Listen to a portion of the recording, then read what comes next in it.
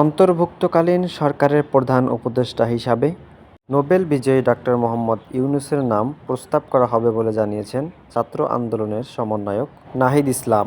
সামাজিক যোগাযোগের মাধ্যমে একটি ভিডিও পোস্ট করে এই কথা জানিয়েছেন তিনি।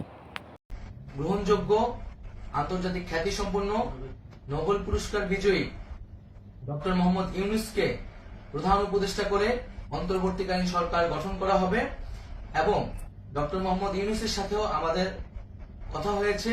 তিনি ছাত্র জনতার আহ্বানে বাংলাদেশকে রক্ষা করতে এই গুরু দায়িত্ব নিতে সম্মত হয়েছে। এই ছাত্র জনতা আমরা দেখতে পাচ্ছি যে আমাদের এই অভ্যুত্থান এবং বিপ্লবের পরেই দেশে অরাজকতা নাশকতা করছে ফ্যাসিস্ট এবং তাদের দোসররা।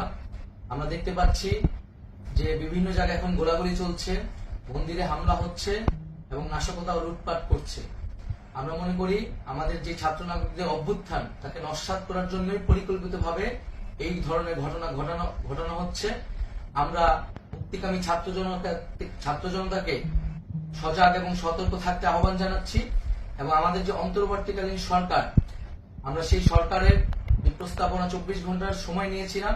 জরুরি পরিস্থিতি মোতাবেক আমরা এখনই তার একটি রূপরেখা ঘোষণা করছি।